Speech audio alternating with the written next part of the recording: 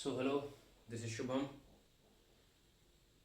तो एक क्वेश्चन बच गया था लास्ट वाला। ठीक है, आई होप आप लोग उसको कर लोगे, क्योंकि एक एरिया हमने फाइंड कर लिया था। किसका एरिया? स्क्वायर का। Oh sorry sorry, rectangle. ओ यार, क्वाड्रिलेटरल। ठीक है, तो क्वाड्रिलेटरल को हमने हाफ किया, एक ट्रायंगल और दूसरी ट्रायंगल में। एक ट्रायंगल के एरिया मैंने फाइंड आउट कर लिया, दूसरे ट्रायंगल के एरिया आप फाइंड आउट कर सकते हैं। I am pretty sure about that.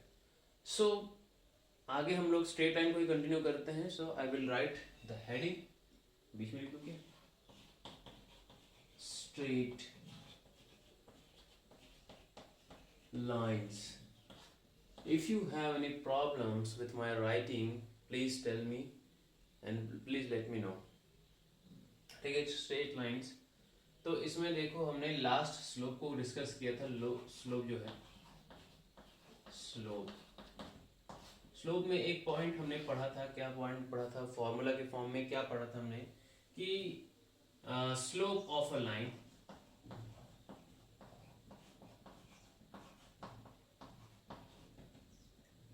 when two points are known। ठीक है, तो 2 पॉइंट्स नोन रहेंगे, मालूम रहेंगे। कौन से पॉइंट है ये पॉइंट्स एक्स वाई प्लेन में लाई करते हैं, मीन्स ये कोऑर्डिनेट पॉइंट्स हो गए। ठीक है, तो कोऑर्डिनेट पॉइंट्स हो गए, then we can find a slope of a line. ठीक है, फॉर्मूला क्या था? स्लोप ऑफ अ लाइन को रिप्रेजेंट करते हैं m से, तो m is equals to y2 minus y1 divided by x2 minus x1, where x1 does not equals to x2, क्योंकि फिर ये नॉट डिफाइंड हो जाएगा, इनफाइनाइट हो जाएगा। तो नेक्स्ट हम लोग फॉर्मूला, सेकेंड फॉर्मूला की हम लोग बात करेंगे कि slope of a line, if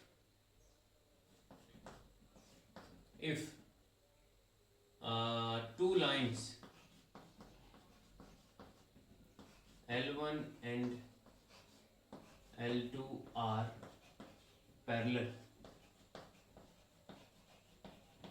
parallel का सिंबल भी बना देता हूं मैं यहाँ पे। ठीक है, पैरेलल क्या बोल रहा है कि इफ अगर दो लाइंस L1 और L2 पैरेलल हैं, L1 और L2 पैरेलल हैं, किसके पैरेलल हैं? एक दूसरे के।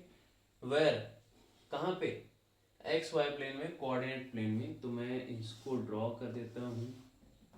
ये हो गया एक्स एक्सिस, वाई एक्सिस। एक हमने लाइन ले लिया कुछ ऐसे, ये एक लाइन है, इसको नाम दे दिया L1। एक पहली लाइन है तो L1 दे दिए। ठीक है, कुछ भी नाम दे सकते हैं, कोई दिक्कत नहीं है, L1 देता हूँ मैं।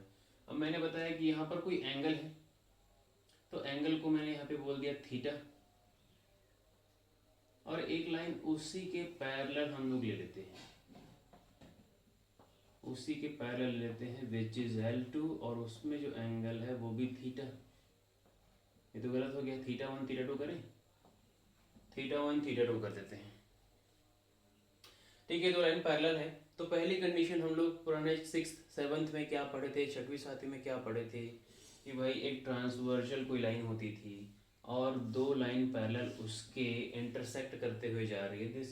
This is transversal. जो इंक्लाइंड लाइन है वो ट्रांसवर्जल है, ट्रांसवर्जल ये वाली लाइन, और ये दोनों लाइन पैरेलल है। तो यहाँ पर जो एंगल बनता था, यहाँ पर जो एंगल बनता था वो बिल्कुल इस एंगल के इक्वल होता था। करेक्ट? ये तो करेक्ट है आप लोग को। तो यूजिंग द ट्रांसवर्जल थ्योरी, यहाँ पे एक ट्रांसवर्जल कौन सा हो गया? X axis becomes the transversal for these two parallel lines when then the theta 1 and theta 2 is equals to same or 1। तो theta 1 is equals to theta 2। क्या दोनों एंगल सेम हो गए? बिल्कुल सेम हो गए, दोनों एंगल सेम हो गए। इस केस में अगर मैं इनका स्लोप भी निकालूं, ठीक है, तो लेट से थीटा 1 के हिसाब से थीटा 1 हो गया 30 डिग्रीज, थीटा 1 हो गया 30 डिग्रीज। तो हमने निकाला इसका स्लोप। चलो स्लोप निकालते हैं भाई। स्लोप निकालना बहुत आसान, क्या करेंगे? 10 ऐसे, m is equals to 10 theta, theta 1 है तो थीटा 1 ले लेते हैं, तो m इज इक्वल्स टू क्या मिल जाएगा? 10 30 डिग्री। 30 डिग्री कल ही हम लोग देखे थे, आंसर क्या आ गया था? √3। क्या ये आंसर है? करेक्ट। तो ये आंसर 1 हुआ। तो मैं अगर थीटा 2 के लिए निकालूंगा, क्या सेम चीज निकलेगी? बिल्कुल सही। तो अगर एंगल सेम है तो इसका मतलब है स्लोप भी सेम होगा। ठीक है, तो तो फिलहाल मैं इसको इरेज कर देता हूँ, ठीक है। This is not part of the theorem, ठीक है। तो theta 1 is equal to theta 2 है। इस केस में हम लोग बोल देंगे कि tan theta 1 is equal to tan theta 2। It means क्या डिपिक्ट कर रहा है ये कि m1 is equal to m2, दोनों के स्लोप होंगे सेम, दोनों के स्लोप होंगे same. This is the formula for this question. इतना आपने प्रूफ कर दिया, हमारा काम हो गया, ठीक है। अब लेट्स से एक क्वेश्चन ले लेते हैं, मैं इस ट्रांसवर्सल वाले को भी मिटा देता हूँ, एक क्वेश्चन ले लेते हैं, ठीक है। So how much time we left sir? We have pretty much time to discuss the question. Okay, the question here is the question 1, ठीक।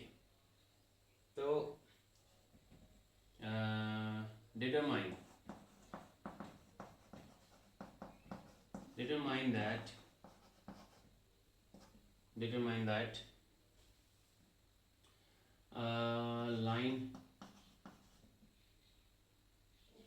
लाइन क्या बोल रहे हैं यार इसको, चलो लाइन L1 ही बोल देता हूँ ना। Line L1 let's say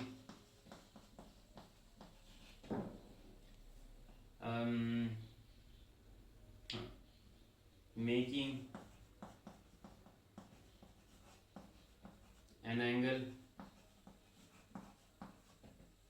an angle 30 degrees, and line 2 making an angle 60 degrees। कहाँ से? फ्रॉम दी, कहाँ से? Positive x axis, positive x axis. Then अच्छा, डिटरमाइन दैट, हाँ ये पॉजिटिव एक्सिस बना रहा है, तो are parallel lines, parallel lines. तो जिनको ये फॉर्मूला समझ में आ चुका है उनके हिसाब से क्या ये पैरेलल लाइंस होंगी? बिल्कुल नहीं, नहीं होंगी। तो ठीक है, जिनको समझ में नहीं आया उनके लिए हम लोग सॉल्यूशन कर लेते हैं। Then we have a solution here. क्या बोल दिया हमने? ठीक है, सबसे पहले देख लेते हैं कि क्या क्या हमको गिवन है। तो क्या गिवन है भाई? एक्स वाई प्लेन है, तो एक एंगल मिल गया theta 1 which is 30 degrees, and theta 2 मिल गया हमको विच इज 60 डिग्रीज। तो फाइंड द स्लोप्स। तो स्लोप 1 बोल दूँ इसको, स्लोप 1। स्लोप 1 हमने निकाला, m is equals to tan theta 1। m का वैल्यू निकल जाएगा यहाँ पर tan 30 degree. m is equals to, अच्छा m में भी डिफरेंस है, m1 देते हैं, दिस बिकम्स √3। गलत तो नहीं लिख रहा हूँ यार इसको मैं, वैल्यू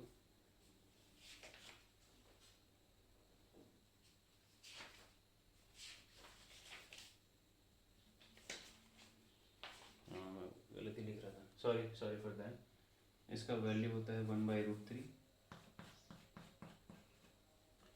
देन स्लोप 2,